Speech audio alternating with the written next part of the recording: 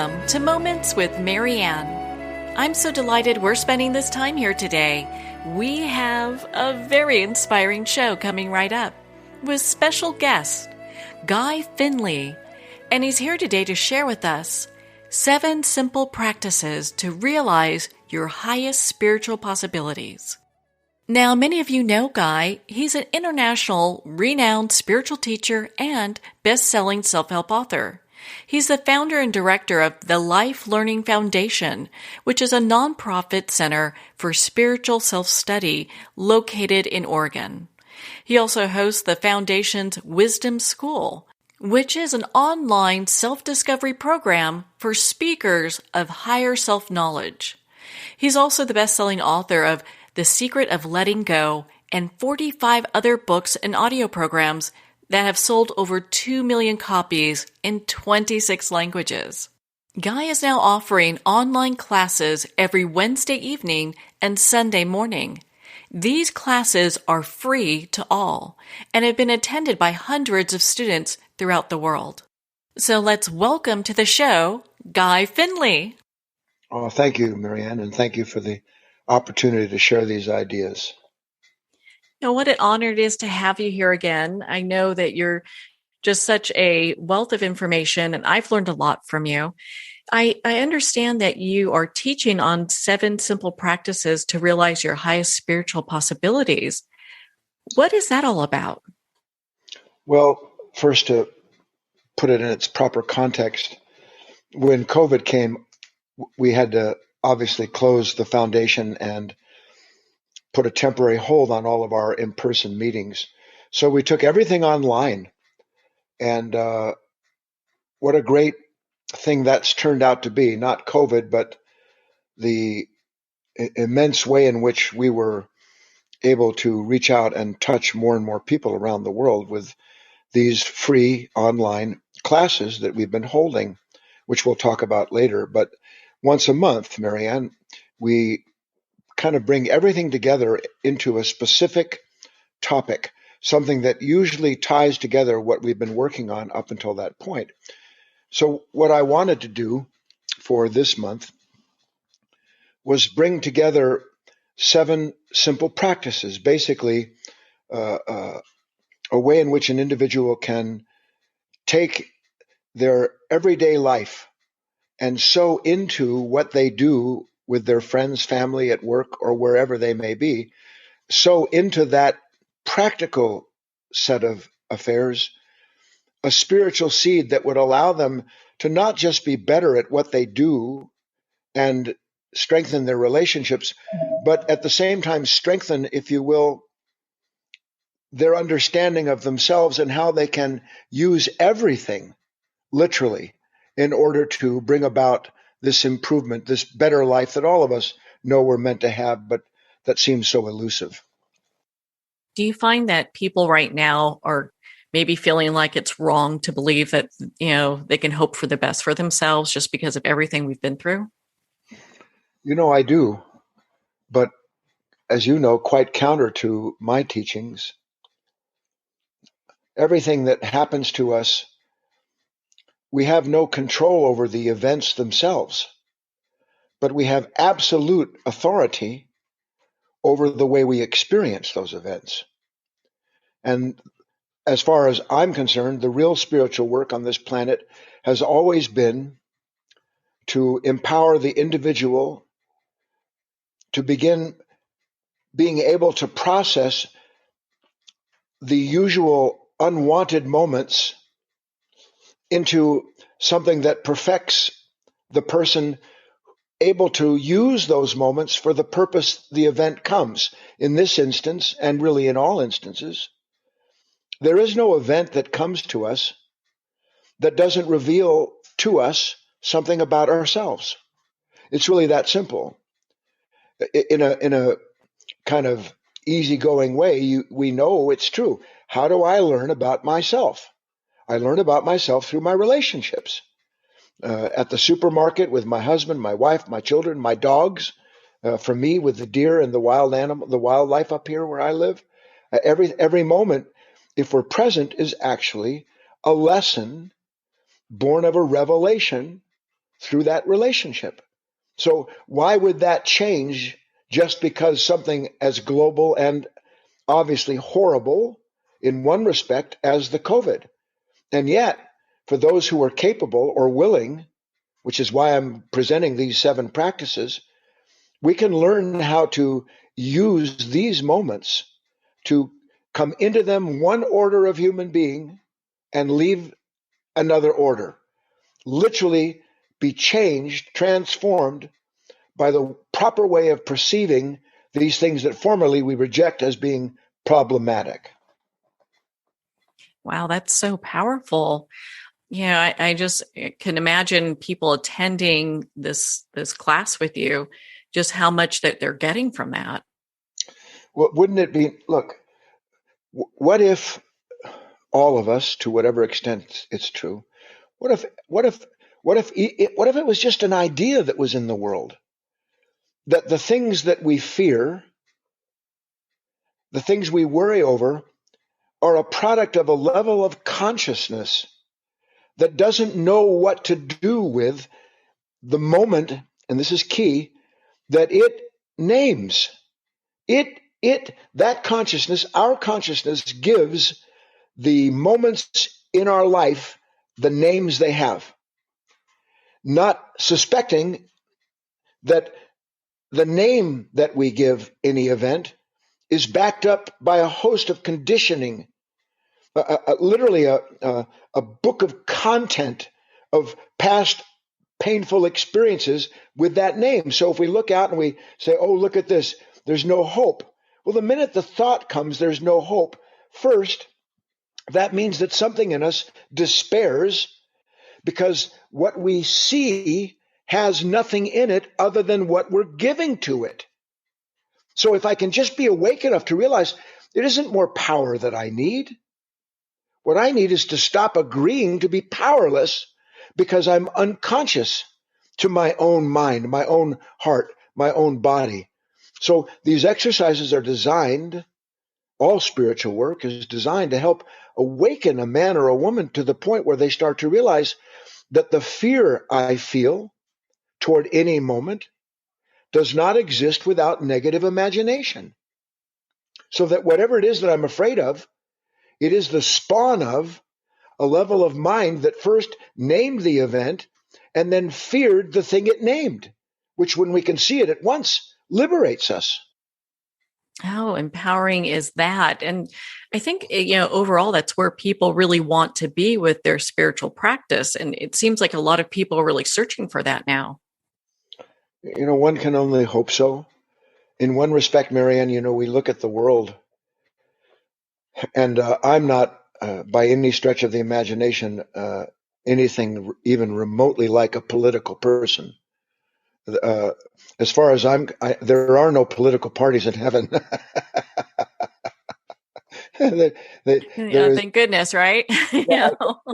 But see, we don't grasp this idea that the world that we're seeing at odds with itself and placing everyone against everyone else is the machination of our consciousness, and that this consciousness, unattended by the kind of awareness that we are intended to be able to develop and live from, can only do one thing, which is set itself against something else.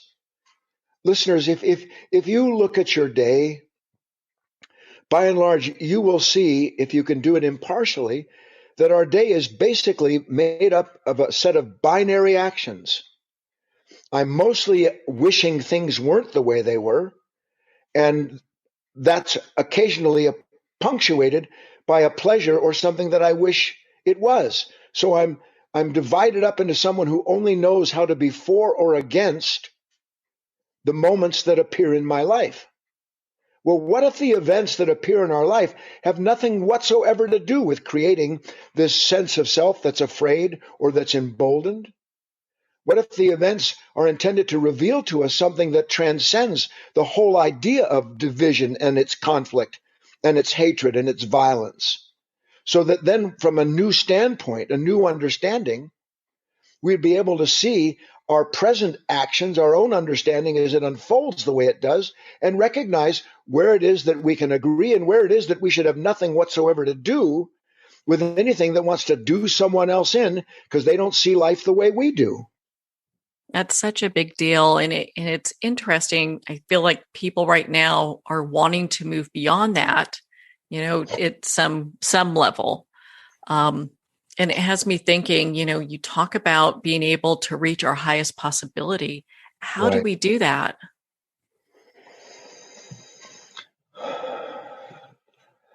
Men and women have been talking about this for how long?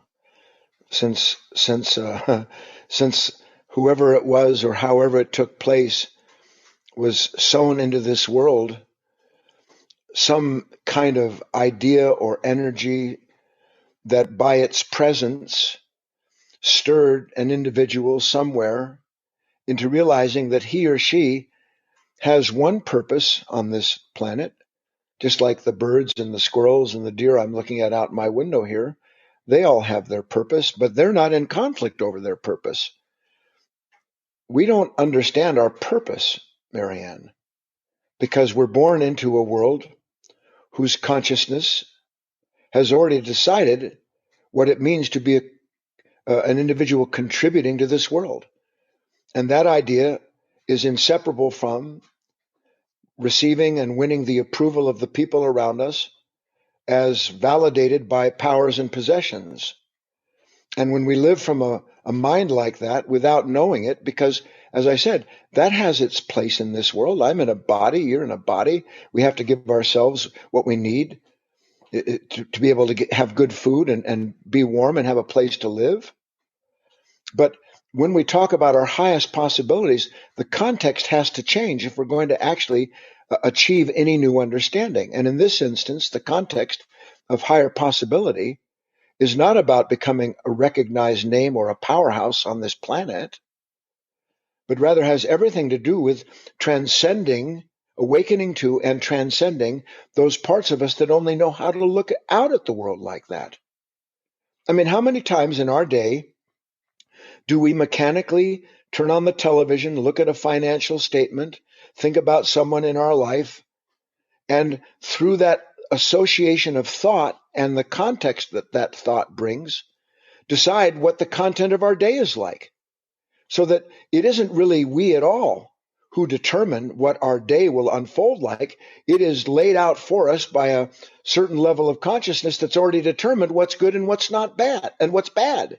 So our highest possibility begins with seeing through that there is no possibility in that consciousness. It isn't that it's thrown out, but that we see it has a purpose at a level. But that purpose in that level does not serve our highest possibility, Marianne. So the first task is to recognize that and to understand that the dissatisfaction that we feel, and all of us do, at its root is a divine dissatisfaction because we are not fulfilling the purpose, our highest purpose on this planet. Wow. And it's so important, like what people are, how they're perceiving things and how they're viewing things, how that changes everything in their life if they make Yeah. these small shifts. Yes. And it is, in one respect, it seems like a small shift. But when we actually can see something about ourselves, and this is pretty key. I just talked about this yesterday in our Sunday webinar. When I can see something about myself and it's not pretty, and I don't excuse it, in that moment, that light of awareness, call it what you will, God, the divine, Christ, Buddha's nature, makes no difference to me. In that moment, that light instantaneously acts upon what could not see itself before that moment. None of us would act against ourselves, hurt another human being, let alone compromise our own health, however that may be, if we were conscious of the fact we were doing it. So for most of us, that awareness, what we call awareness of how we've hurt ourselves, usually involves some kind of retrospection where we look back and wish we weren't the way we were. But God knows most of us have been wishing that we weren't the way we are for like 1 billion years, and we still are the way we are. So the task isn't to have a retrospective life, but to have an introspective one in the now, present fully to what is acting, not trying to judge, control, or otherwise redirect the appearance of that actor, but allowing the awareness of that character, of that consciousness, to do what it is intended to do, which is to first help us see it in that seeing a certain kind of conscious separation, dying to it, and in that the release from that nature so that we can go on and begin to realize, again, what our next highest possibility may be. Is it part of the practice to kind of get to this point where you're releasing fear? Is that a good place to start?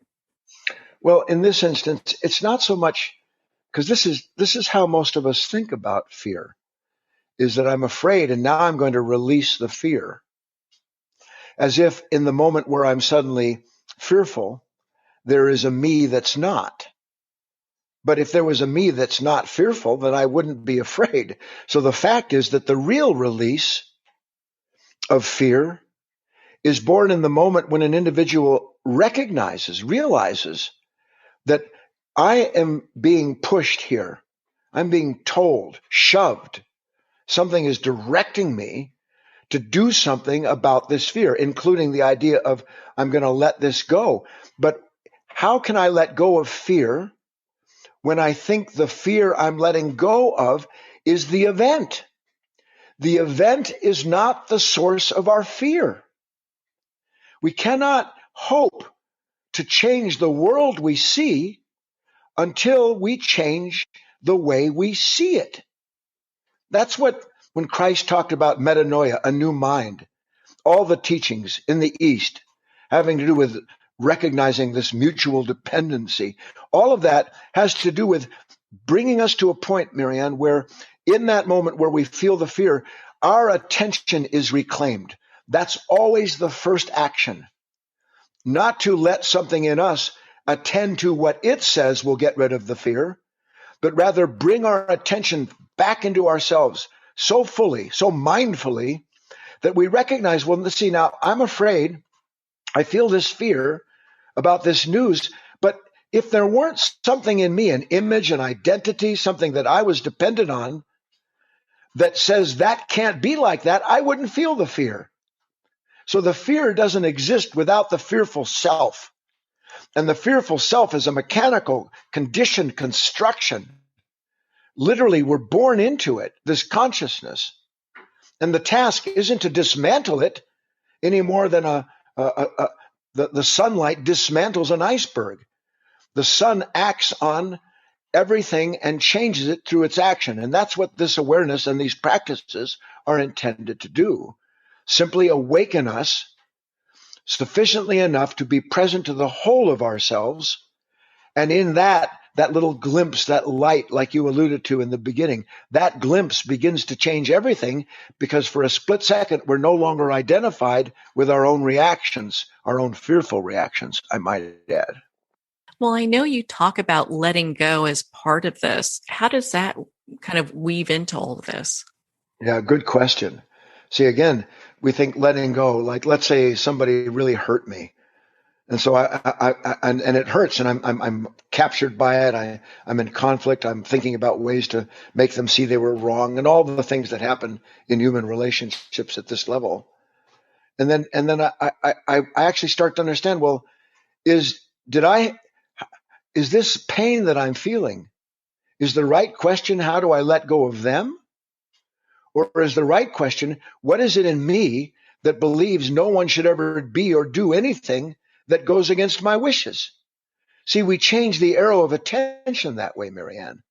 So that instead of looking at the thing I need to let go of, the person, the relationship, my attention goes to the consciousness that's attached to or dependent upon that person or that circumstance in order to validate its identity.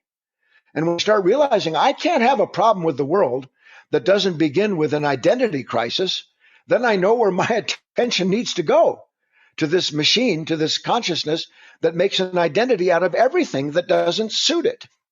That is, I'm just in awe about what you just shared. I think it's so powerful. And a lot of times people just don't really, connect the dots with that. Exactly. That's perfect, Marianne. No, that's. You remember in school? You remember that you connect the dots and you start with a bunch of dots on a page and you draw, you Hmm. connect the dots, and then out of that would come an eagle or a lion or something like that. That is exactly what we're talking about.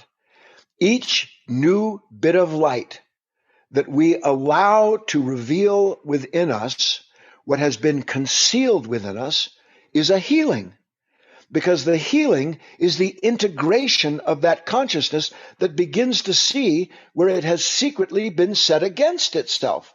So the whole thing becomes a giant letting go job, but not letting go of what we don't want, letting go of this nature that comes into the moment so obsessed with what it wants because it believes it's no good without it. Wow. That is just amazing. And I love how you share this and you're just so knowledgeable. It almost feels like in many ways that you're, channeling this because it's just so powerful. When you are working with people, do you find that a lot of times they're just searching for the same thing? And that's why this class is so popular? Absolutely.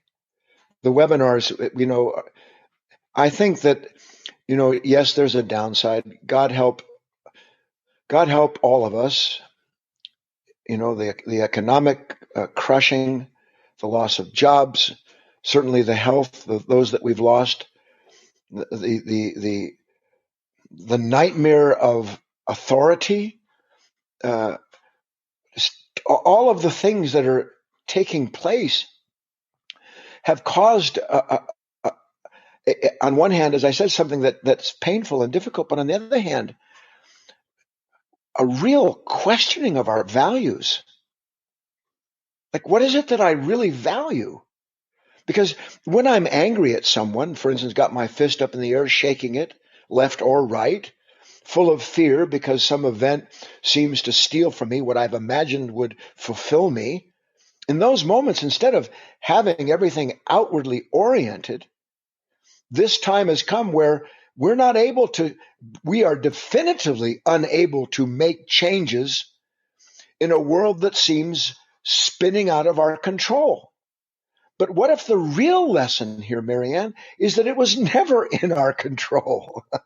We were just dreaming it was, and now we have a chance to awaken from what amounts to a dream that was weaving itself and eventually turning into, as all of these dreams do, a nightmare that now we're anxious to get awakened from. That's when real teachings become essential, vital to the world, because people are finally willing to at least question. Like St. Paul said, our hopes can't be in things seen. They have to be in things unseen. Well, I can't even consider that until I finally recognize that everything that I see that was supposed to fulfill me is actually the source of my pain right now. So how can that be possible? Then there's a shift. It begins in our consciousness and gradually works its way out into the world, God willing. Well, you started the discussion about values. What if somebody doesn't even know what their values are? Where did they go from there? Well, look, and you and I are friends. We've talked about some of these things before. And without honesty, we're dead in the water. Not just in the physical world. Forget that.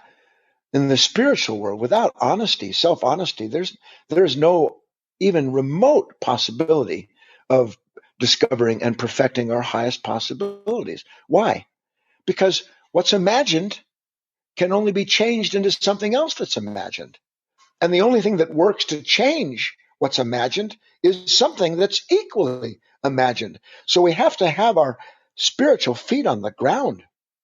And that requires this kind of honesty, where we start to realize, if we're willing to, again, be honest enough, what do I do every day with my life, Marianne? What's most of my time spent dealing with? And the honest answer is me. I'm I'm consumed with me, and what I call me can't really be me, because why would I place all my values on something like that the world has to work out like that when it doesn't, and it makes me a victim? So would I ever feel like a victim and make myself that? Or are my values misplaced because my understanding of my life is misunderstood? See, that's why when we talk about these ideas, the truth will set you free, we're really describing what happens as we wake up and realize that unless I find some value in revisiting a past that's painful, why would I do it? Unless there's some value in being afraid, why would I entertain fear? Unless there's some value in cutting someone off or wishing that their car would go off the road when they tailgate me or cut me off, unless there was some value found in violence and in retribution, then I wouldn't do it. So if I can start to understand, God help me, something in me finds value in resentment. Something in me finds value in wishing ill for others. You know what, boy, when he wait till he sees how wrong he was, and maybe he was for doing what he did to me, it doesn't matter. What matters is our soul. What matters in those moments is what is it that I am giving to myself, believing that that's the most valuable thing there is. And if I actually start waking up and seeing that living with fear, resentment, excusing negative states is the value system of the thing that's victimizing me, not leading to victory down the road. Well, and that's really interesting because you really have to, you know, people really have to pay attention to where they're putting their attention. Otherwise they are just stuck. Yes, perfect. Here's a little idea that we can all write down if we want, that just puts a little maraschino cherry on the sundae that Marianne just said. As goes our attention, so comes our experience. As goes our attention, so comes my experience. There is no experience of life that doesn't begin with me attending to it and then defining it. Another little poem, when it comes to conditions you don't want, you name it, you claim it. You name the moment fearful, you were just claimed by that fearful self. You name the moment as something you have to do to make sure someone suffers for what they did to you, you just claimed suffering. And as we can see, this presently invisible duality that we live from, the very observation of this conflicted nature is the beginning of integrating it, because now it will see, I didn't know I was acting against myself. I had no idea that judging another human being begins with fear. You can't judge another human being without fear, period. But I don't think I'm afraid when I judge someone, because I'm so identified with the sense of superiority that it never even dawns on me that I'm suffering and that the suffering is what judges someone. So the task isn't to judge others. As Christ said, why do you point out the mote in that person's eye when there's a beam in your own? All of those teachings are referring to this reversal of our attention, this turning around within ourselves, and beginning to not just be aware of what this new knowledge points to, but practicing it, acting on the knowledge, so that we're gradually awakened into a state where we cannot contradict, let alone bring conflict into our own life. What a great place that would be. And do you feel like the whole reason we're here is to really have spiritual freedom and walk that path? Yeah, I realize we're going to lose a bunch of people right now. See, most of us think we're here to be served. You look at your life, you want to get money, you want to get power, you want to get possessions, you want social authority, you want your dog to do exactly what you want him to do, or you yell at him if he doesn't. We're not here to be served. That's just a part of our life. We're here to serve. If we look and see and understand even remotely some of the older teachings, The Hermetic teachings, as above, so below, as within, so without. We're able to look out at the world around us and realize there is nothing in creation that doesn't depend upon everything else in creation. There's no individual creature that doesn't rely on every other individual creature in this beautiful matrix of scale. And our task is to understand that we're part of that matrix. We are part of that scale, not just physically on the planet, that's one role, but spiritually, we have a role. And the role is to be a bridge between that which cannot and will not act against itself, call it love if you will, that exists in order to unify and perfect whatever it touches. And within us is that which needs to be unified and perfected by the touch of something we can't give ourselves. So we have to stand between this world where these impressions of higher ideals, the beautiful feelings of understanding something for that split second, and be able to unite the light of that insight into the self that's blind, so that suddenly I see. And in each moment where suddenly I see, it includes realizing I was blind, but now I know I need to see more. And then a person enters the path, this upward spiral, because they're in the right place, fulfilling the true purpose of their life. I've heard that they've called the world like a hologram. And if we look at it from a spiritual aspect, if we're living in a hologram, then the only thing that really matters is the spiritual path. Well, I would say that that's so, whether it's a hologram or a hologram, whatever it may be, that our life speaks to us every day. Something never stops tapping us on the shoulder, but we only turn, the saying, when the student is ready, the teacher will appear. But what if the teacher is every single revelation that each moment represents? What if we stand in the middle of something that is ceaselessly being revealed for the purpose of introducing us to our relationship with an endless reality? Because if we can get that far, or even suspect it's true, then the moment can begin at least to be met with a wish to understand it in a new way. The moment that we don't want can be greeted not with fear or anxiety, but with a curiosity and a wonder to say, well, you know what? What is this moment trying to teach me about me? Not what is this moment threatening me with? Not what do I do about this threat? But what is it in me that looks at life that cannot be changed in the moment it unfolds as a threat? Because that's by and large how we see everyone and anything that doesn't confirm whatever that conditioned image is that we have of ourselves. That is, so true. And you see people that they have one situation after another that happens to them. But a lot of times they're also very negative folks. They've got some negativity and they might not even realize it. No, they don't. And that's, that we're not, again, there are no fingers being pointed here.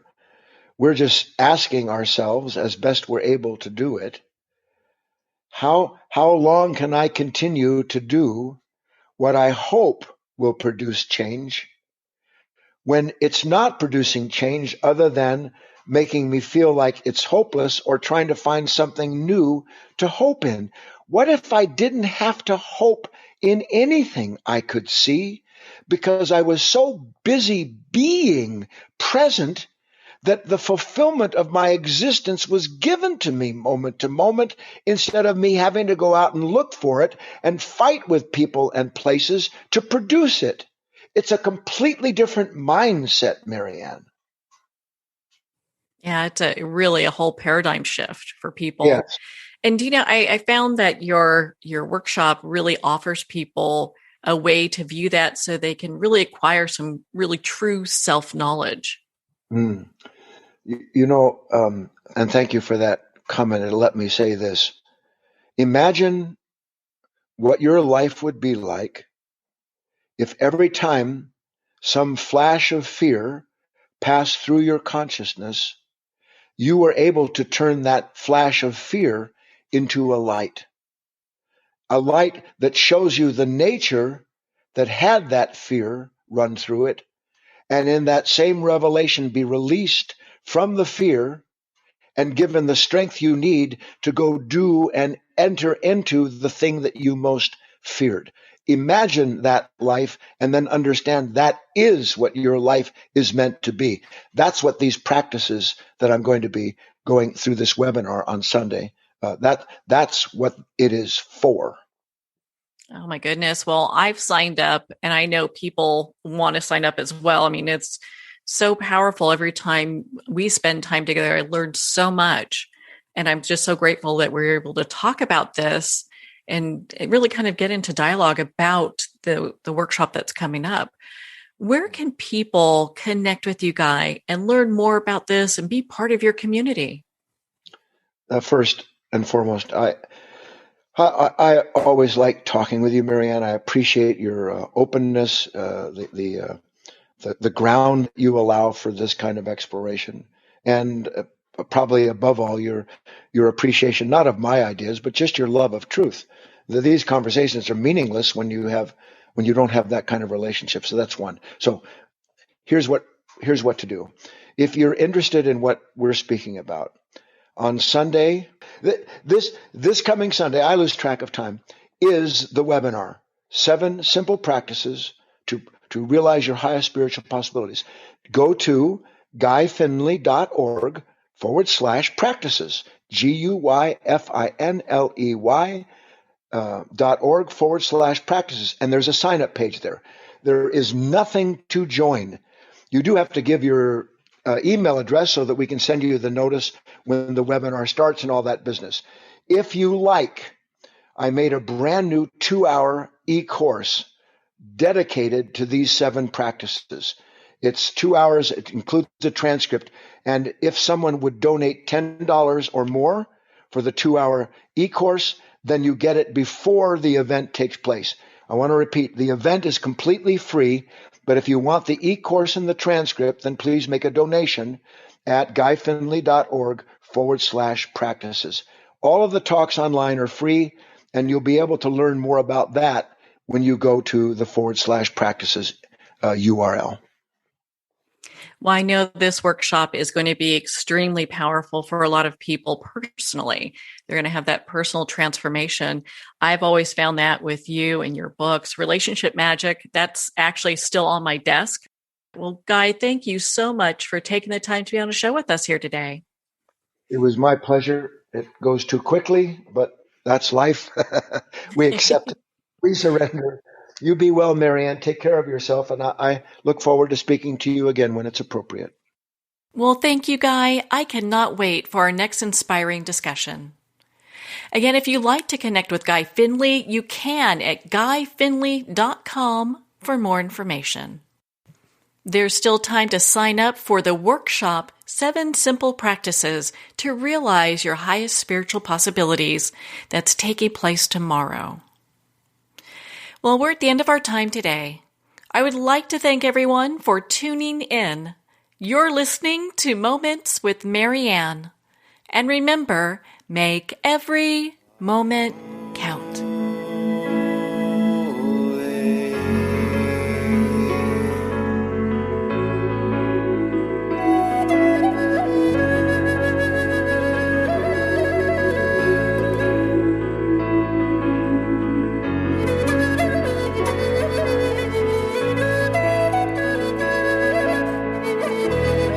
In a single moment, your life can change. Moments with Marianne is a transformative hour that covers an endless array of topics with the best of the best. Her guests are leaders in their fields, ranging from inspirational authors, top industry leaders, and business and spiritual entrepreneurs. Each guest is gifted and a true visionary, a recognized leader in her own work, and while teaching others to develop, refocus, and grow, Marianne will bring the best guest and sometimes a special surprise. Don't miss this. You never know just which moment will change your life forever. Moments with Marianne airs every Sunday, Monday, Thursday, and Friday at 8 p.m. Eastern and 5 p.m. Pacific Time. Make sure to tune in and visit momentswithmarianne.com for more information.